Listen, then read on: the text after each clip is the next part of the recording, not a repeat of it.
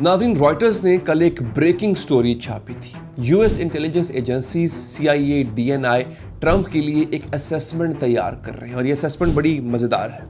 सवाल ये है कि अगर ट्रंप जो है जीत का ऐलान कर देता है और फौजें वापस बुला लेता है तो ईरान का रद्द अमल क्या होगा। अब ये शायद सुनने में आपको छोटी सी खबर लगे, लेकिन असल में पूरी जंग की ट्रेजेक्ट्री चेंज कर देगी ये छोटी सी असेसमेंट। ये असेसमेंट दूसरी बार हो रही है बाय द वे। पहली बार फरवरी में हुई थी जब जंग का आगाज हुआ था। 2 महीने के बाद व्हाइट हाउस जो है फिर अपनी इंटेलिजेंस एजेंसी से असेसमेंट मांग रहा है कि बताओ कि अगर हम जंग से निकल आए तो क्या होगा और अगर रहते हैं तो क्या होगा। इस सब में एक और ब्रेकिंग न्यूज़ आपको देता चलूं, वो टीजर है, उसकी डिटेल में आगे चल के दूंगा आपको।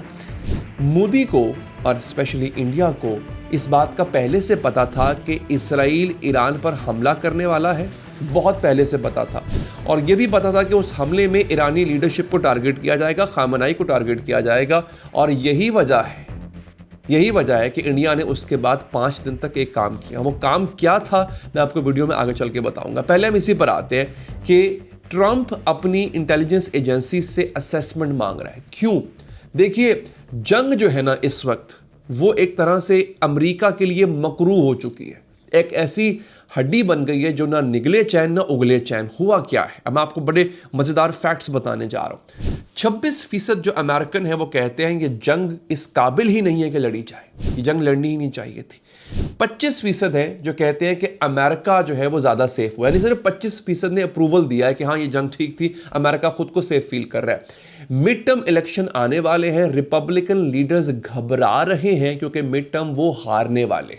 अब यहाँ पे रॉयटर्स क्या लिखता है, वो लिखता है कि मकसद ये समझना है, यानी जो असेसमेंट मांगी है ट्रंप ने अपनी एजेंसी से, उसका मकसद ये समझना है कि अगर ट्रंप जंग से पीछे हटे तो क्या होगा। क्योंकि कुछ ऑफिशियल्स और एडवाइजर्स जो हैं वो घबरा रहे हैं कि मिड टर्म्स में हम हार जाएंगे अगर हम जंग से पीछे हट गए, और अगर हम जंग में रहे तो क्या होगा बताता हूं। देखिए, ये सिर्फ शुरुआत है और आज बहुत कुछ आपके सामने जो है मैं रखने जा रहा हूं। इंटेलिजेंस असेसमेंट में क्या था ये समझिए। जो पहली असेसमेंट थी फरवरी वाली, जंग शुरू होने के बाद, उसमें यह कहा गया था कि if Trump declared victory and drew down US forces significantly, Iran would likely view it as a win for themselves. यानी अगर ट्रंप जीत का ऐलान करके फौजें वापस बुला लेता है तो ईरान उसको अपनी जीत समझेगा और ऐलान करेगा जीत का। आगे वो लिखता है कि अगर ट्रंप जीत का ऐलान कर ले और फौजों की जो मौजूदगी है वो बरकरार रहे तो ईरान जो है इसको निगोशिएशंस के दौरान एक चाल समझेगा और जंग जारी रखेगा और अमेरिकी एसेट्स को नुकसान पहुंचाता रहेगा। अब दोनों ऑप्शंस देखिए, फौजें वापस बुला लो, ईरान समझेगा कि वो जीत गया। फौजें रख लो अगर वहां पे, तो ईरान समझेगा कि ये चाल है और उस चाल के अकॉर्डिंग वो अपनी चालें चलेगा, जंग कभी ख़त्म नहीं होने देगा और कभी वो ऐलान करेगा कि अभी भी जंग जारी है, जीता नहीं है अमेरिका। दोनों में ईरान का जो जवाब है वो क्या है। अब यहाँ पे जो सबसे स्पेसिफिक असेसमेंट दी है इंटेलिजेंस एजेंसी से, जो माखिज है इस पूरे मुद्दे का जो मैंने खड़ा किया है वीडियो के आगाज़ में, वो क्या है। ईरान एम्बोल्डन्ड ये है, मैं इसका तर्जुमा बताता हूं आपको। It could rebuild its nuclear and missile programme. Iran और मजबूत होगा, दोनों सूरतों में ईरान मजबूत होगा। फौजें रखते हैं, फौजें बुलाते हैं, जीत का ऐलान करते हैं, नहीं करते हैं, और वो अपने न्यूक्लियर और मिसाइल प्रोग्राम को फिर से अपने पैरों पे खड़ा कर लेगा। अब एक्सियोस ने रिपोर्ट किया है, जो लोग नहीं जानते गूगल करके देख सकते हैं, बहुत मुस्तनद इदारा है एक्सियोस। वो कहता है US officials fear a prolonged frozen conflict with Iran involving no active war और peace deal, forcing extended US military presence, a closed Strait of Hormuz and continued blockade. यानी अमेरिकी ऑफिशियल्स को जो है वो एक फ्रोजन कॉन्फ्लिक्ट होगा, एक जमूद का, एक ऐसा कॉन्फ्लिक्ट जो जमूद का शिकार है, जैसे कोल्ड वॉर थी रूस के साथ। इसका खौफ है कि ऐसा ना हो जाए, ना जंग होगी ना डील होगी और यूएस मिलिट्री को अपनी प्रेजेंस रखनी पड़ेगी बहरे हुर्मस के आसपास और ब्लॉकेड जारी रखना पड़ेगा, और ये बहुत मुश्किल काम है। अब सिनेरियो यहां पर क्या है, जंग नहीं, डील नहीं, हुर्मस बंद, ब्लॉकेट जारी, तेल की कीमत ऊपर से ऊपर जाती रहेगी और मिड टर्म से पहले ये सब कुछ हो जाएगा और इसका नुकसान क्या होगा, ट्रंप मिड टर्म हार जाएगा। एक्सियोस के मुताबिक, वो अगली बात सुनिए, वो कहता है कि source close to the president noted such an impasse would be politically and economically damaging for Trump. यानी ये उसके एडवाइजर्स कह रहे हैं कि अगर ये होता है तो ट्रंप के लिए न माशी तौर पे बेहतर है न सियासी तौर पे बेहतर है, इसमें इस आदमी का नुकसान ही नुकसान है। यानी ट्रंप एक ऐसा पंगा ले बैठा है कि उससे ना निकल सकता है ना उसके अंदर रह सकता है, हर तरफ उसके सामने आगे खाई है पीछे कुआं है। एलेक्स वॉर्ड ने आज रिपोर्ट किया, रिपोर्ट बड़ी मजे की है। कहते हैं ट्रंप ने अपने साथियों को हुक्म दिया है कि एक्सटेंडेड ब्लॉकेड की तैयारी की जाए, यानी ब्लॉकेड को बढ़ाया जाए, ईरान की तिजोरियों पर हमला किया जाए, यानी ईरान के जो माशी हब है उस पर हमला किया जाए ताकि तेहरान न्यूक्लियर इशू पे अपनी कमर झुका दे जो वो हमेशा से मना करता आया है। लेकिन ये न्यूक्लियर कैप्चुलेशन ईरान ने कभी एक्सेप्ट ही नहीं की और वो ना वो करेगा। तो अब क्या होगा दोस्तों, यहां पर बड़ा अहम सवाल है।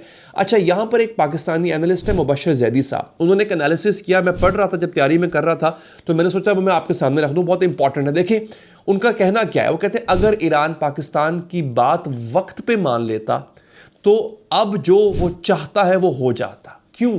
क्योंकि पाकिस्तान ने उस वक्त या पाकिस्तान उस वक्त उस पोजीशन में था कि वो अमेरिका से एक यूं कह लें कि जो ब्लॉकेड है कम से कम अमेरिका से पाकिस्तान वो ख़त्म करवा सकता था और हुर्मुज़ जो है वो ईरान को दिलवा सकता था। लेकिन ईरान ने यह समझा कि वो अमेरिका पे मज़ीद दबाव डाल सकता है जो अब कुछ हद तक गलत साबित हो रहा है। और ये अमेरिका का भी कहना है कि हमने क्या किया है, हमने ईरान वैसे तो नहीं झुक रहा था, हमने हमले किए नहीं झुक रहा था, हमने उनके लीडर मारे वो नहीं झुका, हमने जो ब्लॉकेड लगाया है उससे मुआशी तौर पे ईरान चौक हो गया और अब वो झुक रहा है। लेकिन मैं आपको एक और भी बात बताऊंगा, बड़ी इंटरेस्टिंग बात बताऊंगा कि ईरान और पाकिस्तान ने मिलकर इसका एक रास्ता भी निकाल लिया। अब आप सुन के और हैरान होंगे। देखिए होता क्या है, ईरान ने सोचा कि अमेरिका ज़्यादा दब जाएगा, पाकिस्तान कहता रहा डील कर लो, ईरान ने इंतज़ार किया, अब ब्लॉकेड लंबी हो गई। लेकिन यहां पर अब जो अगला एंगल मैं देने जा रहा हूं वो बड़ा इंटरेस्टिंग है। पाकिस्तान ने क्या किया, अप्रैल 25, 2026 पाकिस्तान ने ट्रांजिट ऑफ गुड्स ऑर्डर 2026 पास कर दिया, कानून पास कर दिया, transit of goods 2026। 6 overland corridors खोल दिए। ओवरलैंड कॉरिडोर्स का मतलब होता है समुद्री रास्ते नहीं, ये ज़मीनी रास्ते हैं। 6 ज़मीनी रास्ते खोल दिए। गवादर से गब्द सबसे छोटा रास्ता है ये, ऑलमोस्ट को 90 किलोमीटर का ये रास्ता है, सिर्फ 2 से 3 घंटे। कराची से ताफ्तान, पोर्ट कासिम से ताफ्तान, गवादर से ताफ्तान ईरान का इलाका है बाय द वे, कराची से गब्द और पोर्ट कासिम से गब्द, ये 6 इलाके जो हैं ज़मीनी, ये पाकिस्तान ने ईरान के लिए खोल दिए। हुर्मुज़ लेटर नामी अखबार ने रिपोर्ट किया है कि Pakistan has formally opened 6 overland transit corridors to Iran with over 3,000 Iran-bound containers stuck at Pakistani ports now set to move by truck, bypassing the US naval blockade entirely. अब America को blockade लगाते वक्त ये समझ नहीं आई कि पाकिस्तान से सरहद मिलती है ईरान की, और पाकिस्तान जो है वो सबसे खूबसूरत तरीन जगह है अगर आपने कुछ भी दुनिया के किसी भी हिस्से में पहुंचाना है। पाकिस्तान का समंदरी रास्ता, पाकिस्तान का ज़मीनी रास्ता, और ये जो 6 रास्ते पाकिस्तान ने ओवरलैंड कॉरिडोर्स खोले हैं जिनसे 3,000 कंटेनर पाकिस्तानी जो है पोर्ट से वो ईरान में जाएंगे और ईरान से आएंगे और वो ब्लॉकेड को बाईपास कर देंगे, तो ब्लॉकेड की क्या अहमियत रह जाती है। और यही वजह है कि ईरान ने अब तक कैप्चुलेट नहीं किया है। डिफेंस सिक्योरिटी एशिया ने यहाँ पर एक आर्टिकल लिखा हुआ, लिखते हैं इस्लामाबाद ने तेहरान को एक इकोनॉमिक प्रेशर रिलीज वॉल्व दे दिया है। वो जो होता है ना प्रेशर कुकर का वॉल्व जिससे प्रेशर रिलीज होता है, पाकिस्तान ने वो दे दिया है, जो कि चाइना, रशिया, यूरोप और तीसरे मुल्कों के कार्गो को समुद्री पाबंदियों से बाईपास करने देता है। यानी फ़ायदा सिर्फ ईरान का नहीं हुआ, रूस बरास्ता ईरान, चाइना, यूरोप जो है वो उसको भी एक लाइफलाइन मिल गई है। तो पाकिस्तान इस वक्त उस पोजीशन पे बैठ गया है कि जहां पूरी दुनिया चौक है और पाकिस्तान रास्ता दे रहा है। और आप जान के हैरान होंगे कि पाकिस्तान को कोई कुछ कहने वाला भी नहीं है। क्या ये बात अमेरिका को पता नहीं होगी? ऑब्वियसली पता होगी। अमेरिका ने अभी तक पाकिस्तान को ना मना किया ना पाकिस्तान पर तनकीद की, क्योंकि पाकिस्तान उस पोजीशन में आके खड़ा हो गया है कि कोई कुछ कह नहीं सकता पाकिस्तान को। और यहाँ पर गवादर का रोल बहुत इंपॉर्टेंट है, और यही लिखा है इस आर्टिकल में, the most consequential feature is the formal designation of Gwadar port as a commercial transit hub for Iran bound third country cargo.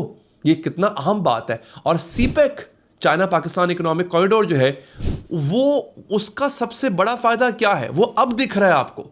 यानी इससे पहले शायद हमें कभी भी अंदाजा नहीं हुआ होगा कि सीपेक कितना इंपॉर्टेंट है। ये जो जितना कुछ हो रहा है इसमें 70% किरदार सीपेक का है, क्योंकि ऑलरेडी आपकी रेलवे लाइंस बिछी हुई हैं, आपकी सड़कें बनी हुई हैं, आपके जितने भी ड्राई पोर्ट्स हैं वो स्टैब्लिश्ड हैं। ये इंफ्रास्ट्रक्चर पहले से मौजूद था पाकिस्तान से, जिसका अब ईरान फायदा उठा रहा है, यूरोप फायदा उठा रहा है दोस्तों। लेकिन यहां पर एक छोटी सी लिमिटेशन है।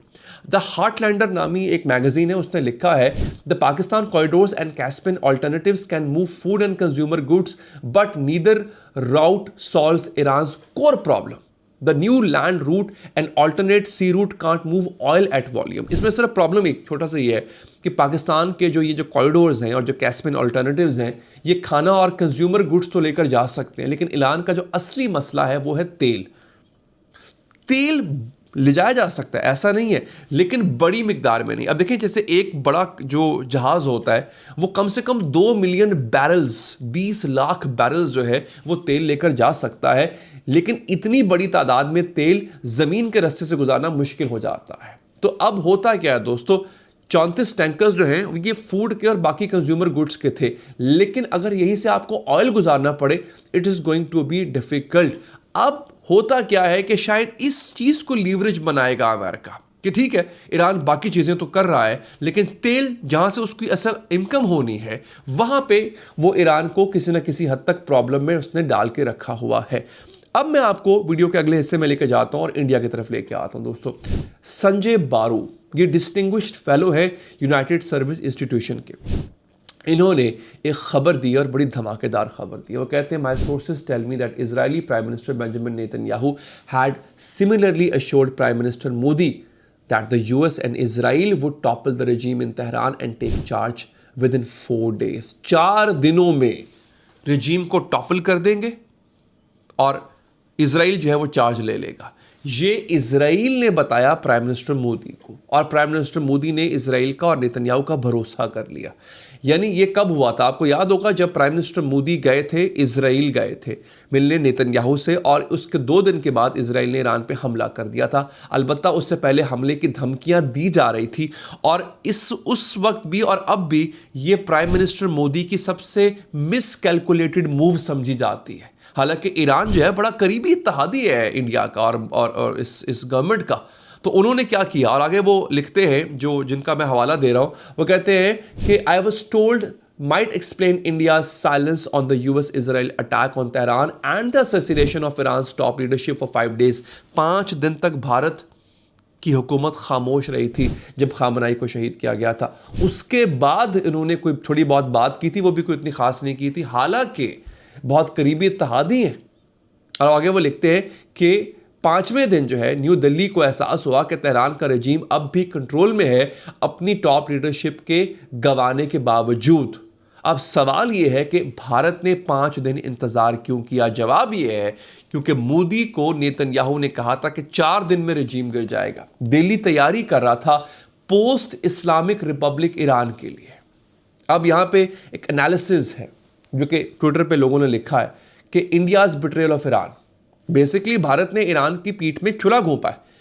पाकिस्तान से ईरान के ताल्लुकात अच्छे थे, लेकिन जो ताल्लुकात ईरान के भारत से थे वो बहुत बेहतर थे। क्यों? तिजारती ताल्लुकात थे। भारत एक बहुत बड़ी इकॉनमी भी है, इसमें कोई शक नहीं है। अब इंडिया का ईरान से धोखा, जो एससीओ और ब्रिक्स पार्टनर भी हैं by the way, Russia, China, Brazil, south Africa को ये सबक मिलता है इंडिया की इस हरकत से कि इंडिया के साथ एहतियात से चला जाए। अब इंडिया ब्रिक्स का भी हिस्सा है। अब होगा क्या, जितने भी पार्टनर्स हैं ब्रिक्स के, जिनका मैंने नाम लिया, Russia, China, Brazil, south Africa, ये क्या इंडिया पर भरोसा करेंगे दोस्तों? ये बड़ी इंपॉर्टेंट चीज़ है। अब मैं रॉयटर्स की रिपोर्ट का कंक्लूजन देता हूँ। रॉयटर्स ने लिखा है कि जल्द से जल्द अगर डीएस्केलेट होता है सिलसिला पूरा, ट्रंप पे से प्रेशर हटाया जा सकता है, लेकिन ईरान मजबूत होगा और शायद न्यूक्लियर और मिसाइल प्रोग्राम फिर से जारी कर ले। और आगे वो लिखता है Reuters, during the cease fire Iran has recovered buried launchers, munitions, drones and other equipment damaged in the early strikes. यानी जो सीज फायर का पूरा अमल है, इस दौरान ईरान ने जो उनके लॉन्चर्स दब गए थे मलबों के नीचे, उनके जो गोला बारूद है, ड्रोन्स है, वो सब वापस निकाल लिए और अपनी पहले वाली कैपेसिटी से ज़्यादा ऊपर चला गया हुआ है। तो अब अगर अमेरिका पलट के हमला भी करता है तो ईरान, और फिर चाइना ने हेल्प की है बहुत ज़्यादा, पहले से ज़्यादा, और चाइना इस दौरान अमेरिका की जो वॉर स्ट्रैटेजी है उसको स्टडी भी कर रहा था। तो अब वही भी समझ गया है कि अमेरिका की वीकनेसेस क्या है, और वो सारी कमज़ोरियाँ चाइना ने ईरान को पास ऑन की हैं नाजरीन।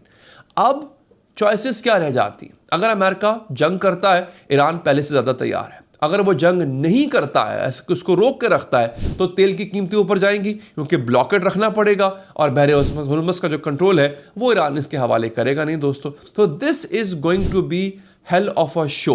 और अब बड़ी एक अजीबोगरीब खबर आपको देता हूँ आपको आखिर में, कि ट्रंप अपने आप से, अपनी ज़ात से कितना इम्प्रेस्ड है, कितना सेल्फ पोजेस्ड आदमी है, ऑब्सेस्ड भी है और पोजेस्ड भी है। CNN ने रिपोर्ट किया है कि the US will soon begin issuing passports featuring an image of president Donald Trump inside. यानी अपने फाउंडिंग फादर्स देखे, जैसे पाकिस्तान के पासपोर्ट पे अगर हो तो फिर जिन्ना साहब की पिक्चर होनी चाहिए ना, इंडिया के पासपोर्ट पे गांधी साहब की होनी चाहिए। लेकिन हो ये रहा है कि ट्रंप ने ये हुक्म दिया है कि जितने भी अमेरिकन पासपोर्ट्स हैं उस पर उसकी तस्वीर लगनी चाहिए, और शायद हुकूमत ये करने भी जा रही है। यहाँ से आप अंदाज़ा करें कि एक इंसान अपनी ज़ात के गिर्द ही घूम रहा है और वो कभी निकल नहीं पाएगा। ऐसा इंसान क्या एक अच्छी डील कर पाएगा? और अगर जंग शुरू करे और उस जंग में हार जाए तो क्या वो ये एक्सेप्ट करेगा, उसकी ईगो एक्सेप्ट करेगी कि वो हार गया? दोस्तों इस पे आप लोग राय दीजिएगा। आपको पता है कि आपके अक्सर जो कमेंट्स होते हैं वो मेरी वीडियोस का हिस्सा होते हैं, क्योंकि आप लोग सिर्फ कमेंट नहीं करते, आप लोग तज्जिया देते हैं, और वो तज्जिया मेरे बहुत काम आता है। मैं खुद को अकले कुल नहीं समझता, मैं बहुत कुछ आप लोगों से सीखता हूँ, मुझे बड़ा अच्छा लगता है नाजरीन। और अगर आप चाहते हैं कि आप अगली वीडियोज़ भी मिस ना करें तो पेज को सब्सक्राइब भी कर लें, फेसबुक पेज को फॉलो भी कर लें। और अगर आप मुझसे लाइव बात करना चाहते हैं, क्योंकि मैं लाइव आता हूं फेसबुक पेज के ऊपर, और वो जो ऑप्शन है सिर्फ सब्सक्राइबर्स के लिए है कि वो मुझसे कॉल पे भी बात कर सकते हैं, हम लाइव कॉल्स भी लेते हैं उसमें। तो आप पेज को सिर्फ फॉलो नहीं, सब्सक्राइब करें फेसबुक पेज को। अपना बहुत ख्याल रखिए नाजरीन, अल्लाह ने के बाद।